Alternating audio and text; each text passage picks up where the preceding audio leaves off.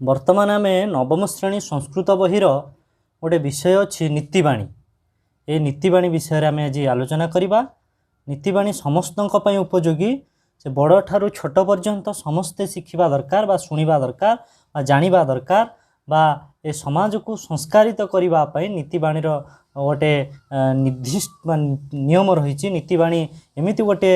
शास्त्र से जदि जी नीतिबाणी शुणी से बहुत किछि तार जीवन में समाधान होती। आम ये नीतिबाणी विषय आलोचना करवा। मु नीतिबाणी विषय आलोचना करने पूर्वर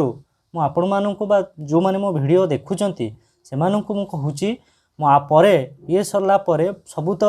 नीतिबाणी कहीहबनी एमती 3-4टी पार्ट करी से माने शेष पर्यंत मोर वीडियो देखंतु। जति भल लगिला श्लोक निश्चिंत कमेंट करी कहतु। आउ जे प्रथम करी नुआ करी देखुंती से माने मो चैनल को सब्सक्राइब करंतु, कारण आ परे मु जो वीडियो अपलोड करी से माने मो पर वीडियो देखि परिबे बा सुनी परिबे। तबे आमे उपक्रमटा तार करदबा प्रथमे, तापर श्लोक 2-3 पर आलोचना करी। नीतिबाणी नीतिबाणी होची सकल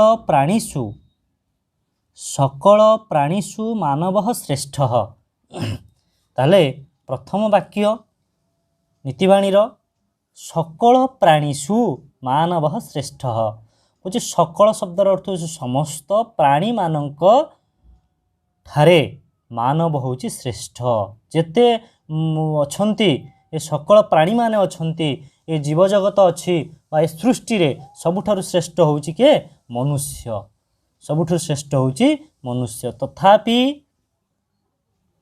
तथापि समाजे सदा शांति न परिलक्ष्यते। रक्षा पाइबू ताहाकु आमे जानिबा दरकार, शिखिबा दरकार। तथापि समाजे, तथापि माने आहुरी मध्य, तथा अपि तथापि समाजे, ये समाज रे सदा सबुबले शांतिटा न परिलक्ष्यते, शांतिटा देखा जाऊ, परिलक्षित हेउ नाही। न माने नुहे बा नाही, परिलक्ष्यते, परिलक्ष्यते माने लक्ष्य करा जाई पारु नाही। गला द्वितीय वाक्य गला। तृतीय वाक्य होची तत्र कारणम तावत मानवस्य लोभः मोहः अविवेकिता चापि। च माने एवं, अपि माने मध्य, ये संधि विच्छेद अच्छी। एवं सेठार कारणम तावत,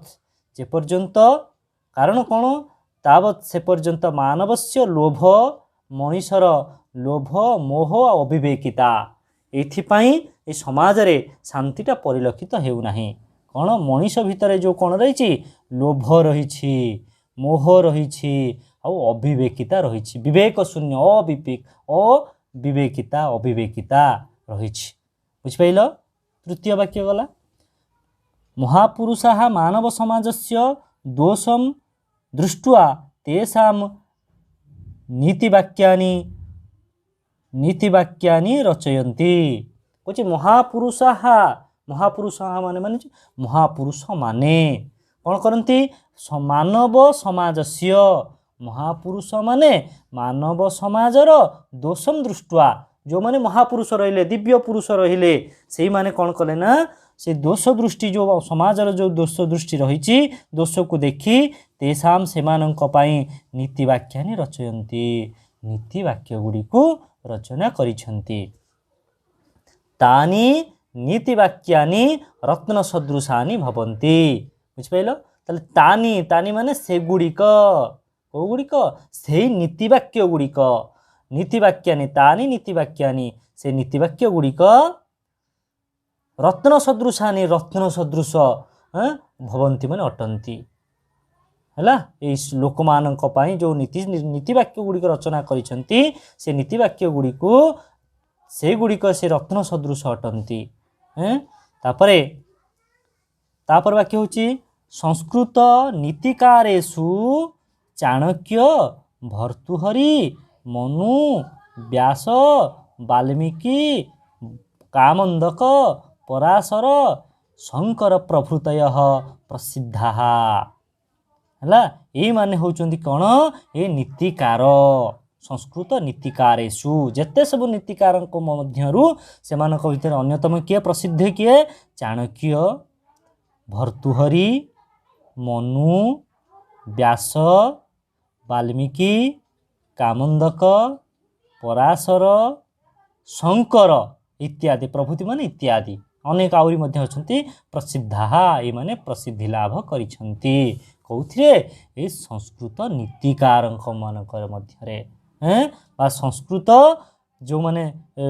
नीतिबाणी लिखि नीतिकार नीतिकार माने नीतिबाणी नीतिकार तापरे तैहि रचितेभ्यः नीति रत्नेभ्यः कानिचित् अत्र संगृहीतानि हला तैहि रचितेभ्यः से मानकर जो रचना कर जाइछि रत्न नीतिरत्नेभ्यः जो नीतिरत्न जो नीतिबाणी गुड़िक लिखिं नीतिरत्न गुड़िक जो लिखिं कदाचित केते गुड़े सबू तो एथे आसीनी अल्प किछि जदि तुमे पढ़िया को अधिक चाहूछ अनेक बही अच्छी श्रृंगार शतक नीति शतक तो बहुत किछि बही अच्छी तुमे मध्य संग्रह करके पढ़ी परिबो औ तत्र संगृहीतानि सेठारु संग्रह करा जाइछि तानि अस्माकं अज्ञान अंधकार दूरीकरणाय प्रदीपाहाइब विभान्ति अस्माकं तानि सेगुड़िक कौन करे ना आम्भ मानकर अस्माकं माने आम्भ मानकर अज्ञान अंधकार दूरीकरणाय आम भितरे जो अज्ञान रूपक जो अंधकार रहिछि प्रदीपा माने दीप सदृश प्रदीपा इव दीप सदृश विभान्ति से दीप सदृश देखा जाती कौगुड़िक ए नीतिबाणी गुड़िक बुझिपाइल ये हूँ उपक्रम आमे तार श्लोक दुईटी मात्र तुमको कहबी कारण अधिक समय हो तापर भिडियो रे निश्चित जदि सब्सक्राइब करेंगे निश्चित मुझे भिडियो नहीं आसो निश्चित गोटे लाइक करेंगे लाइक कले आमको गोटे प्रोत्साहन मिल आउ भिडियो बनवाई चलो प्रथम श्लोक नीतिबाणी प्रथम श्लोक होची जल बिंदु निपातेन कर्म सपूर्यते घटः सकर्म सर्वविद्यानां धनस्य च धर्मस्य च ताले ये होची श्लोक श्लोक मु आउ थरे कहि दउची जल बिंदु निपातेन कर्म सपूर्यते घट सकर्म सर्वविद्यानां धनस्य च धर्मस्य च ताले ये होची कोन ये होची श्लोक तार अन्वय कोन तार अर्थ कोन जानिबा दरकार आमे खाली श्लोक संस्कृत रे पढ़ी देल हबनी कारण स्वर करी पढ़ी देल हबनी तार अर्थ जानिबा दरकार कारण होची जल बिंदु निपातेन जल बिंदु निपातेन निपात शब्दर अर्थ होची निपात हवा पूर्ण जो पड़िबा अर्थ निपात हवा जल बिंदु निपातेन जल बिंदु बिंदु हे पड़ी क्रमशः क्रमशः माने धीरे धीरे धीरे पूर्यते घटः घटटा पूर्ण हुए माने क्वचित जलटा कौन हुए ना घटटा किभली भाव में पूर्ण हुए जल टोपा टोपा पड़िबा द्वारा बिंदु बिंदु होई पड़िबा द्वारा घटटा क्रमरे धीरे धीरे पूर्ण हुए सकर्म सर्वविद्यानां धनस्य च धर्मस्य च सकर्म जो भली भाव में कलशटी टोपा टोपा होई पूर्ण हुए जल द्वारा से भली भाव में जदि आमे सकर्म से जल बिंदु यथा तुमको ओडिया में अर्थ कहली सर्वविद्यानां समस्ते तो एकाथर विद्या अध्ययन करि परिबे नहीं धीरे धीरे विद्या अध्ययन करी धन आउ धर्म अर्जन करि परिबे बुझिपाइल कारण तुम्हें जिते विद्या तुम पाखे हो तुम्हें से टिके धन अर्जन कर कारण गोटे श्लोक अच्छी संस्कृत आउ गोटे श्लोक विद्याम ददाति विनयम विनयाति याति पात्रताम पात्रत्वात् धनं माप्नोति धनात् धर्मः ततः सुखम है यही गोटे श्लोक अच्छी श्लोक ये श्लोक को करुच्ची कारण सर्वविद्यानां धनस्य च धर्मस्य च जेतेबेले समस्त विद्या तुम्हें अध्ययन करदेव तुम्हें गोटे पात्रता पाइब पात्र जितेबेले पाइगल सेतेबेले तुम धन रोजगार हम धन जितेबेले आसीबो सेतेबेले धन परे धर्म हम सेतेबेले ये होची प्रथम श्लोक द्वितीय श्लोक होउची जति तुमको ए श्लोक भलो लागु थाए ताहले निश्चिंत गोटे लाइक करिवो आ मो चैनल को निश्चिंत सब्सक्राइब करिवो आउ जति अन्य कहा पाखु मध्य शेयर करि परिवो। द्वितीय श्लोक होउची उपदेशो हि मूर्खाणां प्रकोपाय न शान्तये पयः पानम भुजगानम केवलम विषवर्धनम हैला ये होची द्वितीय श्लोक आउ थरे बोली दउची उपदेशो हि मूर्खाणां प्रकोपाय न शान्तये पयोपानम भुजगानम केवलम विषवर्धनम। यही भली मध्य तुमे माने बा जो माने भी ये भली श्लोक मध्य बोली परिबो आउ बोली परिबो हैं ताले तार आर ओडिया अर्थटा कोन उपदेशो हि मूर्खाणाम उपदेश हि मूर्खाणाम उपदेश हि कहार मूर्खाणाम उपदेश हि मूर्खाणाम मूर्खाणाम मूर्ख मानकर प्रकोपाय न शान्तये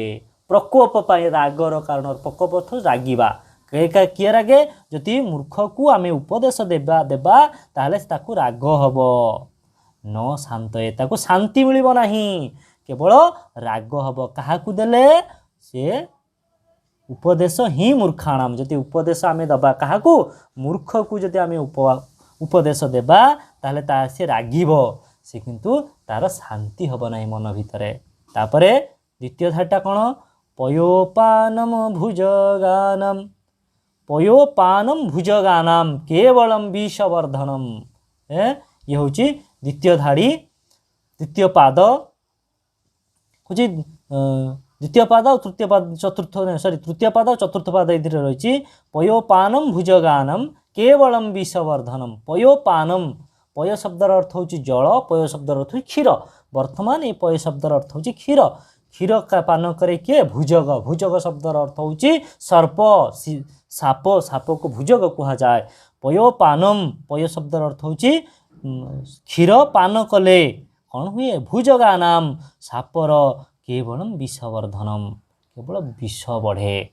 कहार सापर से भली भाव यदि मूर्ख को आमे उपदेश देबा ताहले ताहार राग बढ़िबो जदि भल कथा कहवा जदि आमे भल जिनिस काहाकू देले भुजग को साप को देले तार कौन हैला विष बढ़िला से भली भाव आमे जदि मूर्ख को उपदेश देबा ताहले तार शांति बदल रे अशांति से हबो। ये होची द्वितीय श्लोक पर भिडियो रे आमे जहाँ श्लोक रहिला ताको आलोचना करिबा।